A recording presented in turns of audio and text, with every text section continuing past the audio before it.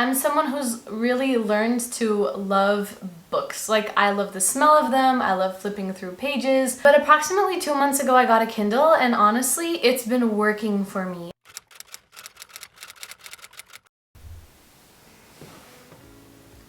Is the exposure right? Yeah, okay. That's way better. I don't know if you guys can see that, but that's just the little body of my dog. Hey guys, and welcome back to my channel. If you guys want to, go ahead and grab yourself a coffee or a cup of tea. I'm having a coconut milk cappuccino, and Benji's going to be hanging out with us this video, and I wanted to sit here in my little reading corner, my little couch. I have a nice view of some palm trees outside, and I really like laying here with a blanket and reading a book. So it felt appropriate to film today's video on here. For those of you who don't know me yet, hi, my name is Sofia, and I post twice a week on this channel on Wednesdays and Sundays about minimalism and intentional living. So if you haven't already, make sure to subscribe and give this video a big thumbs up if you like it. Every time I get a subscriber, it honestly makes my heart so happy. My channel is so small that every single one of you is one step closer to my goal, and I honestly can't tell you how excited I get every time that subscriber count goes up by 1. So if you want to make my day, that's the easiest way, and it's free. So what I wanted to do is give you a super unbiased opinion on whether switching your books for a Kindle is worth it. We decided to sell pretty much everything we had and live a little bit like nomads. I'm going to leave the link down below if you're interested in finding out more. But that meant that books that I wanted to keep, I had to keep in storage, which was fine, but I'm a big reader, and I am the type of person that tends to go through like one book a week when I'm really into it. So I wanted to make sure that I could still keep reading, but I didn't want to have to add to my sort of carry-on luggage every single time that I bought a new book. Now, I'm someone who's really learned to love books. Like, I love the smell of them, I love flipping through pages. But approximately 2 months ago I got a Kindle, and honestly, it's been working for me. As much as I wouldn't say that that's the end of books for me, because I'm still a huge book lover, I definitely have been making it work, and I've been loving making it work. Sit. I keep saying that I use my Kindle, but I actually don't have a Kindle. I have a Kobo e-reader, and there's a very specific reason for that, so I wanted to share sort of my current setup and end this video with a few book recommendations that I've been loving. So that was a pretty long intro. Let's just get right into it. My coffee's gonna go cold because it's not really natural to like take sips between speaking. I feel like I would probably edit those out, so I'm gonna drink my coffee. That's definitely gonna fall. I also wanted to talk about iPads versus e-readers because I know that a few of you have wondered about that too. So I have both. I have an iPad and an e-reader. The reason I bought an iPad was not for reading books at all. And honestly, I tried. I really did. I tried to read books on my iPad. I downloaded the Kindle app on the iPad, so basically you can like turn your iPad into a Kindle. You'll see that I actually have read some books already. Like, I do have some books in my library here, but it just didn't work for me because it still very much gives me like the screen-y feeling. I know that the e-reader is technically also a screen, but trust me when I say it feels completely different. I usually use like blue light glasses when I'm on my computer because I do tend to spend the whole day in front of my computer. That's just the nature of my work. And I didn't want to end the day in bed staring at another screen, which is also why I read. I tried the iPad because I didn't want to go and buy something else if I could already repurpose something I already had. It wasn't working for me. So that kind of deterred me from an e-reader and made me stick to books for a little longer than I wish I did because e-readers are completely different, at least Kindles and Kobos. So also, can we just talk about how my dog literally has an entire bed right here and he's choosing to lay outside of it? Don't buy your dogs things, they don't want them. If you start doing basic research on e-readers, you're gonna find that these are probably going to be the two options that pop up the most. Price ranges are the exact same. So for me, I initially was more turned towards buying a Kindle just because I heard the word Kindle so much, you know, like everyone has a Kindle. So when I was thinking about getting another type of e-reader, and I was thinking to myself, you know what, these are the same price, I was kind of thinking, well, I might as well go with the Kindle. But don't be so quick to make that decision because there was one big reason that made me go for the Kobo instead of the Kindle.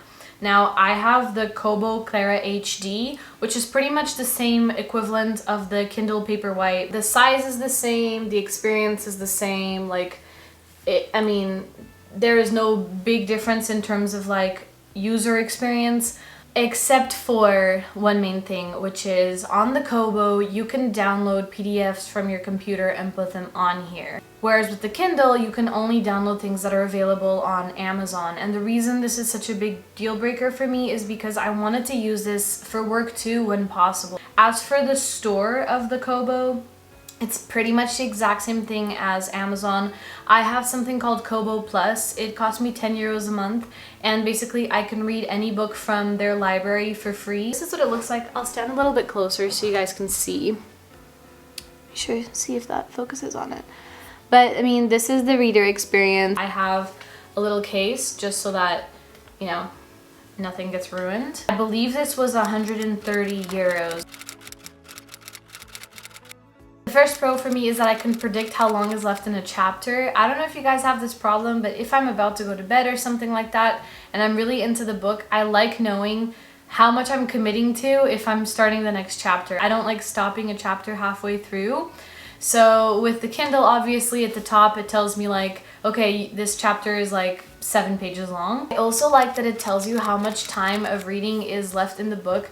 As you read, your Kindle kind of learns how long it takes you to go through a certain amount of words. So it can very accurately predict how long you have left in a book, which I really like because, for example, if I'm about to get on a flight and it's a 3-hour flight and my Kindle says I have 3 hours left of my book, then I know that I'm covered for the whole trip. The other one is definitely that it's so small and so light. I can carry 1,000 books with me anywhere I go. That definitely makes it super convenient to bring anywhere. It is easy to read no matter where you are or what the lighting is. At night, if my boyfriend's asleep, I can read with the lights off because obviously it has the backlight.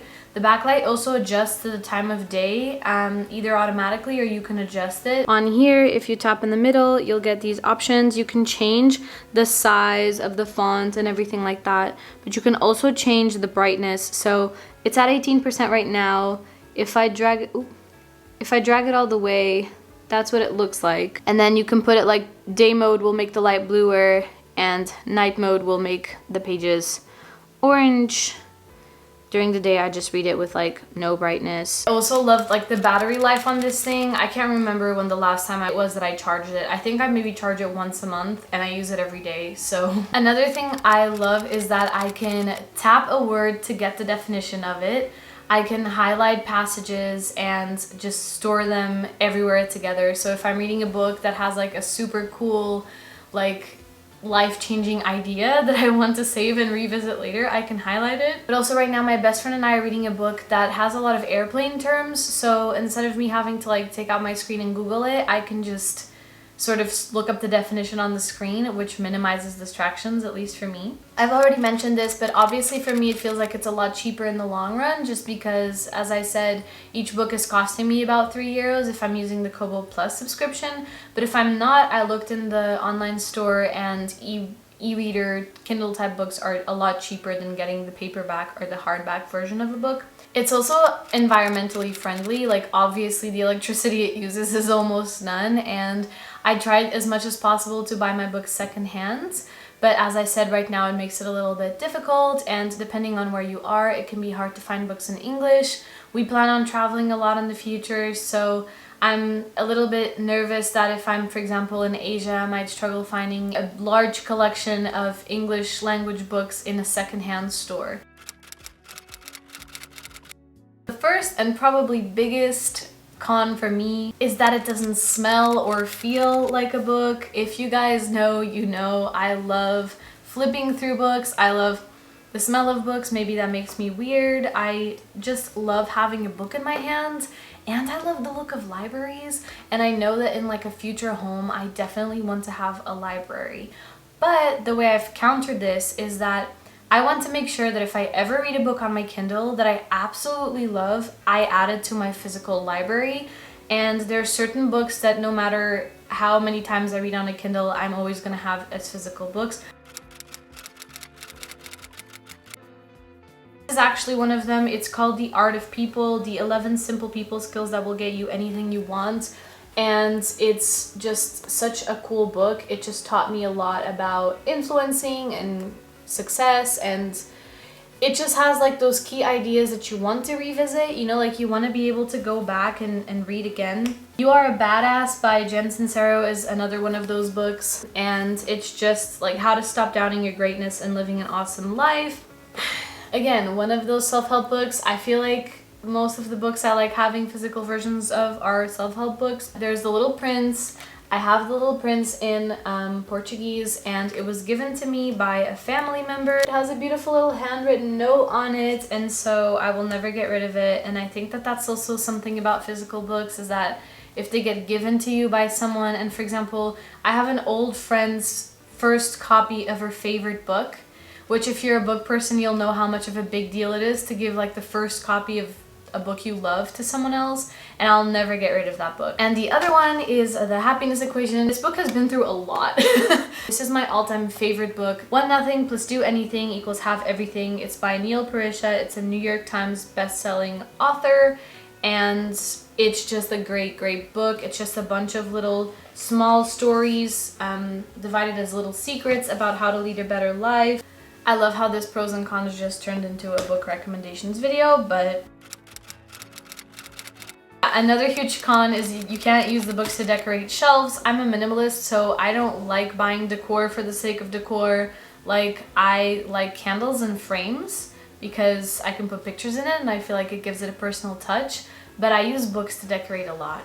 So another con is that it's literally impossible to lend your book to a friend if you really want them to read it, and that's something I was just saying. Like, I love this book and I love lending it to people. With a Kindle, you obviously can't do that, so that's a con. I also don't like that it takes away from the experience of going into a bookstore and buying a book. I just love the smell of bookstores. I love browsing through bookshelves. On a Kindle, it's very much like pressing a button. At the same time, I like that about a Kindle because if I see or hear someone recommending a book that I'm really excited to go read, I can literally start reading it immediately.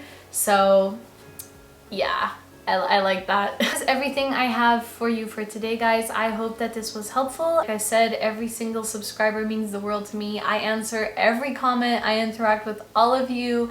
I genuinely love this little community we're creating here. So please consider subscribing. And with that, I will see you guys in Sunday's video. Bye. Like I thought I forgot about my coffee.